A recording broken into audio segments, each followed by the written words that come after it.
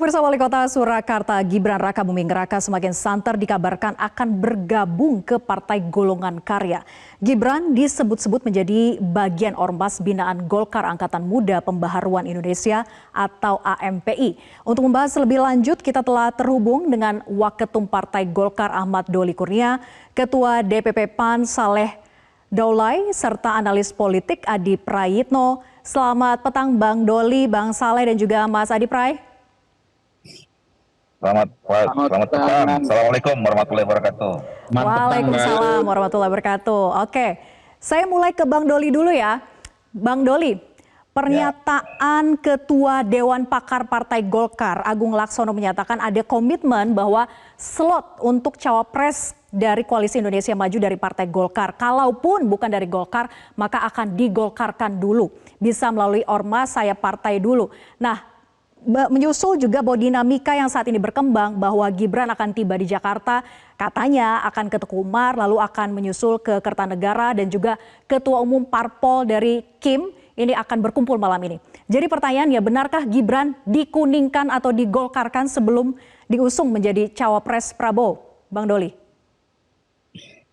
Ya, memang ada pembicaraan dan juga harapan ya dari Golkar ya ketika kemudian kemarin menyatakan bergabung bekerja sama dengan bergabung di Koalisi Indonesia Maju, ya harapannya memang wakil presiden itu adalah dari unsur Golkar ya, karena memang itu sejalan dengan apa yang sudah menjadi keputusan di 3 institusi tertinggi kami ya, baik Munas, kemudian Rapimnas dan Rakernas. Nah, tetapi memang kita juga mendorong tetap nominasinya itu adalah Pak Erlangga Hartarto. Nah, soal kemudian berkembang nama Wali Kota Solo, Saudara Gibran, ya, itu kan nanti pada akhirnya siapapun yang jadi calon wakil presiden, ya Pak Prabowo, itu kata finalnya diambil dalam keputusan secara musyawarah antara ketua umum partai politik yang dipimpin oleh Pak Prabowo. Nah, jadi nanti kita tunggu saja finalnya seperti apa ya. Siapapun yang diputuskan tentu kita harus hormati. Nah, kalau kemudian tadi disebut Gibran mau menjadi kader Golkar ya, ya kami ini kan partai politik terbuka ya. Siapa saja yang merasa nilai perjuangannya sama, ideologinya sama dengan partai Golkar, ya kami menerima dengan tangan terbuka, mulai dari rakyat kecil sampai siapa pejabat yang ingin bergabung dengan Golkar dan sama-sama ingin berjuang partai Golkar, ya kami dengan senang hati menerima dengan tangan terbuka. Tapi lagi-lagi tergantung dari pribadi yang bersangkutan, gitu kan. Apalagi kalau kita tanya per hari ini ya, per hari ini Mas Gibran itu kan masih terdaftar sebagai kader PDI Perjuangan. Tentu kami kembalikan sepenuhnya kepada yang bersangkutan, siapapun yang ingin bergabung Partai Golkar, kami menerima dengan tangan terbuka. Oke, Bang Doli, sejauh ini Pak Erlangga tidak membantah isu terkait Gibran akan dikuningkan. Dan tadi malam ada pleno AMPI, keputusannya menunjuk Gibran sebagai ketua AMPI. Benarkah demikian? Oh, enggak ada. Itu itu jauh sekali itu isunya ya, AMPI sampai rapat pleno. Nah, enggak ada. Tadi Saudara Jerry datang ke acara HUT Golkar masih menjadi Ketua Umum DPP AMPI. Oke, tapi soal slot cawapres harus dari Golkar itu betul tidak sudah menjadi kesepakatan dan komitmen dari Koalisi Indonesia Maju? Saya tidak tahu kalau di Koalisi Indonesia Maju ya, tetapi yang saya tahu Pak Erlangga itu pernah berkomunikasi dengan Pak Prabowo. Pak Erlangga menjelaskan situasi internal kami ya, tadi berdasarkan keputusan-keputusan itu, dan kami berharap memang kalau capresnya dari Partai Gerindra, tentu kami sebagai partai politik terbesar kedua ya, yang kursinya sekarang ada di DPR, ya berharap cawapresnya itu berasal dari unsur Partai Golkar. Oke, tetap berharap cawapresnya dari Golkar begitu ya. Oke, saya ingin ke Mas Adi Praitno. Mas Adi, konstelasi di poros Prabowo masih buntu ataukah sudah putus tapi hanya menunggu momentum saja? Ditambah lagi Gibran yang dikabarkan malam ini akan tiba di Jakarta.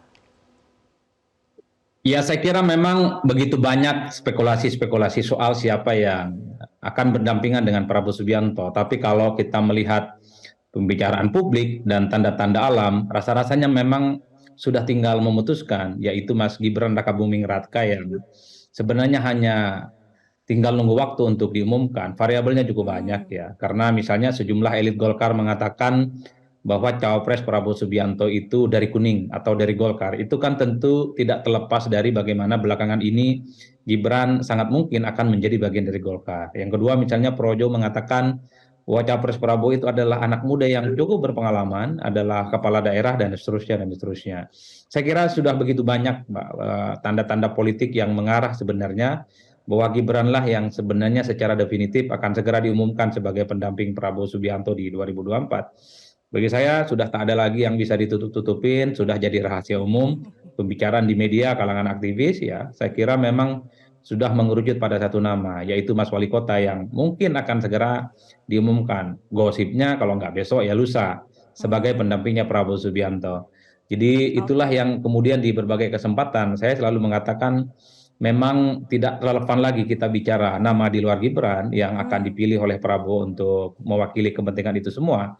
Karena memang sejak awal bahwa Gibran adalah satu-satunya sosok yang jadi prioritas itu cukup kentara dan sangat kelihatan karena banyak variabel ya, mungkin karena wali kota Solo, kemungkinan juga ya karena memang anaknya presiden, apalagi misalnya belakangan dikaitkan dengan Golkar. Jadi variabelnya semakin kuat. Cuman kan publik bertanya-tanya kalau Gibran jadi ke Golkar ini antara untung dan buntung. Untungnya ya cawapresnya dari Golkar. Karena apapun Gibran sekalipun baru bergabung ya tetaplah itu warnanya warna kuning. Buntungnya ya tentu karena Pak Erlangga yang dari dulu diputuskan sebagai satu-satunya capres ataupun cawapres yang diusung dalam Munas yang beberapa waktu yang lalu itu diputuskan untuk maju ya tidak jadi maju dan harus menjadikan Gibran sebagai perwakilan dari Golkar untuk bisa berdampingan dengan Prabowo Subianto. Saya kira di situ poin saya, Mbak. Jadi sebenarnya saya termasuk yang meyakini bahwa soal Gibran ini tinggal menunggu waktu untuk diumumkan. Mungkin bacaan saya yang hanya melihat Bang dari Doli jauh ini salah.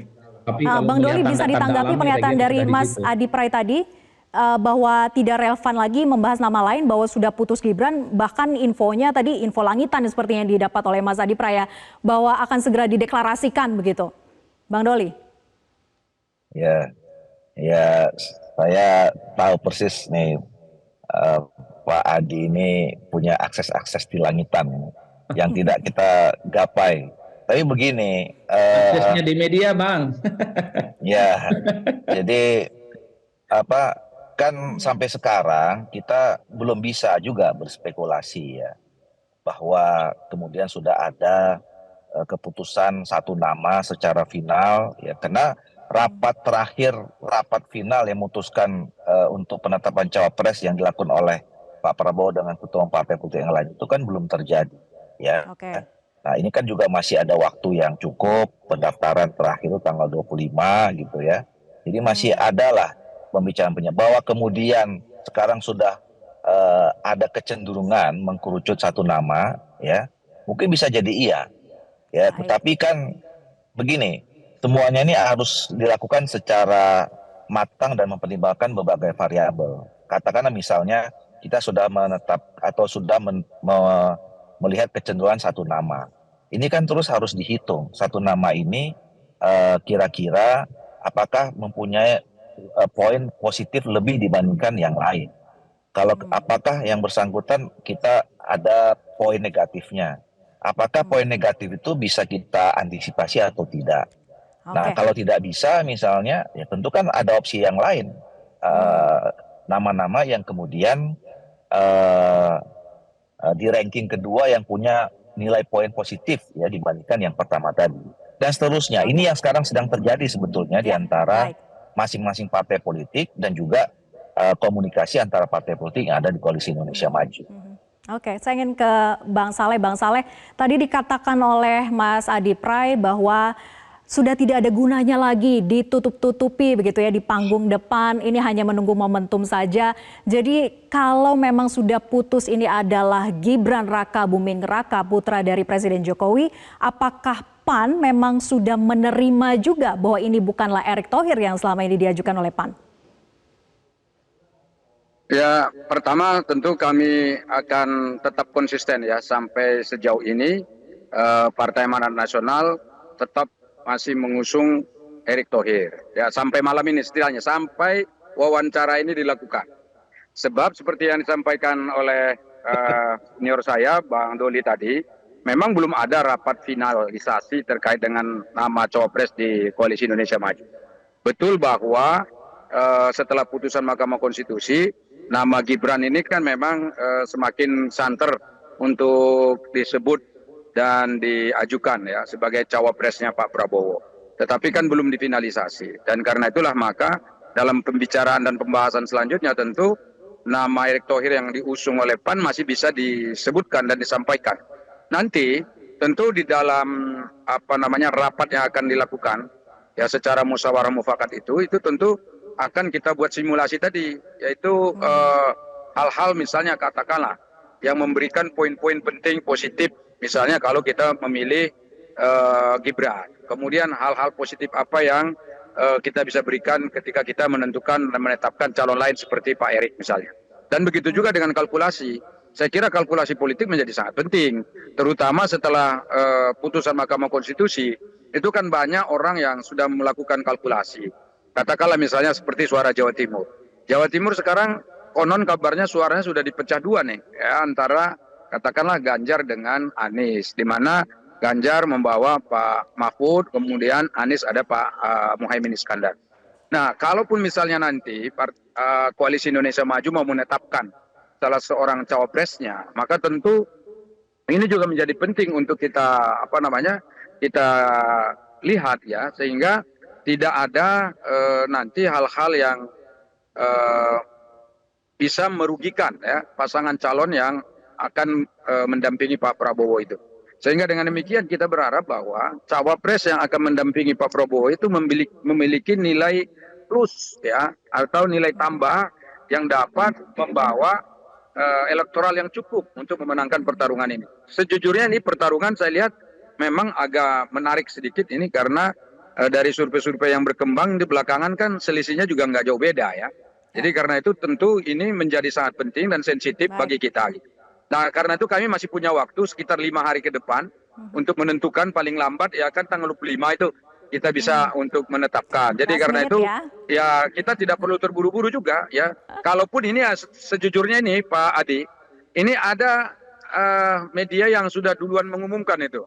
Walaupun dia bilang narasumbernya dari pihak tertentu gitu. Tapi tidak mau juga menyebut dirinya gitu loh secara pribadi. Jadi artinya calon wakil presiden yang akan disebut itu pun masih belum secara terbuka disebut ya dan resmi disampaikan ke publik gitu. Jadi karena itu saya kira walaupun Pak Adi tadi agak pesimis ya, kalau PAN ya pasti harus optimis gitu ya. Jadi mudah-mudahan nanti akan dipilih calon wakil presiden terbaik lah untuk Koalisi Indonesia Maju ini.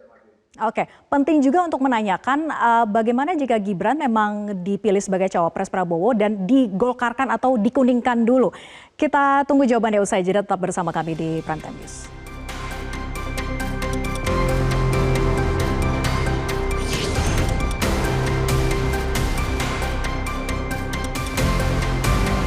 Jelajahi cara baru mendapatkan informasi. Download Metro TV Extend sekarang.